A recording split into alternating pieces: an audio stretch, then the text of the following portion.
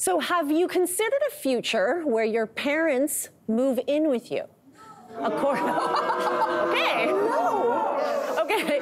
So hang on. So according to data from Pew Research Center, more and more parents are living with their adult kids, and they aren't waiting for retirement or healthcare needs to move in.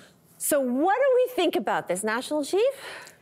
For Indigenous people, extended families are the norm, like multi-generational, your grandmother, your mother, your daughter, your granddaughter, there's a deep connection there. And so for us, as our parents age, it's a great honor for us to look after our family. It's, you know, I wanted to tell you about my sister, a conversation she had with my mom who's passed away. And my mom was really, you know, starting to decline, and she was getting frustrated because she had been this independent woman her whole life. And she said to my sister, you know, at some point you've got to put me in a home. And my sister said, no, like, you're never gonna be in a home because we'll always look after you. And it was her honor to look after my mom. And so that idea around having people connected throughout your whole life is just normal for us. I think where it gets a bit dicey today is we have a real crisis in housing for First Nations people. You have like 20 people sometimes living in one house, which is not healthy. And I think that we've got to sort of differentiate between the healthiness of the past of how we have approached our families versus the conditions we're living in now that have to be improved. But it isn't abnormal. So when people were like booing, I was just like, oh no, because I have such a different worldview on that. Yeah, and there is a huge cultural component as well. You met my mom earlier. My mom is in the building today because we're doing something together after work. My mom's from the Philippines, and it's also the same thing. There's never a discussion that we are going to put her in a home, even though there's also culturally this idea that she doesn't want to be a burden to her children. Yeah. You know, so that it's an interesting discussion to be had. But we've had many conversations that, of course, if when the time comes, there's not another option other than she's going to move in with one of us.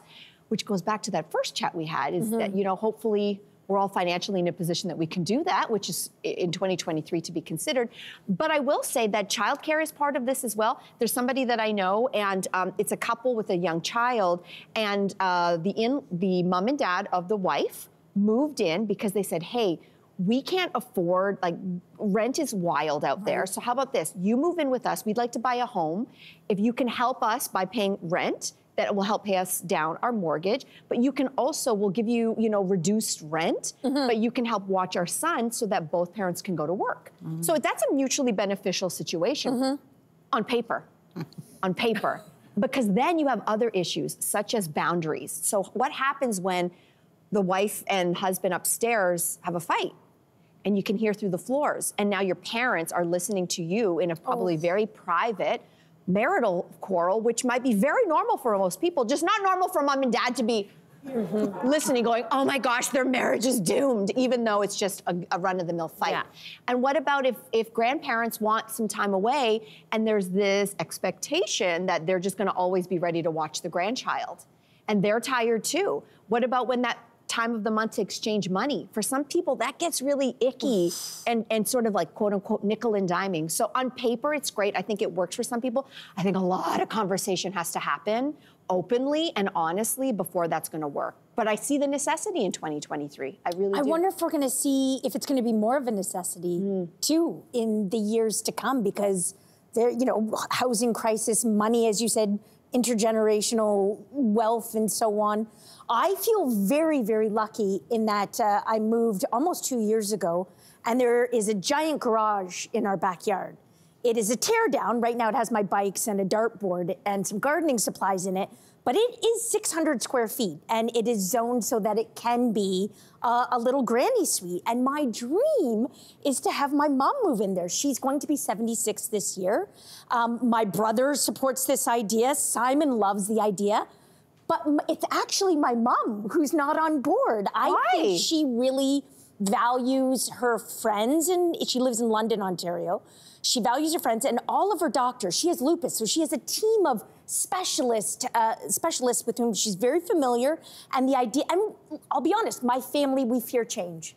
And so the idea of having to move, I think, so she just keeps sort of putting it off. Oh yeah, that's nice. That's nice. Let's watch something on Crave. What can we watch together? She never wants to talk about it. But just the idea that it's a possibility gets me very happy. Maybe I hope that for you. I really do. Yeah. That would be lovely. And there's a little courtyard to separate it. Mom, just in case you're watching. Hey there, wasn't that great? Do you know where you can find some equally good content? Our YouTube page. It's filled with discussions, debates, and some laughs. Head there now, like and subscribe.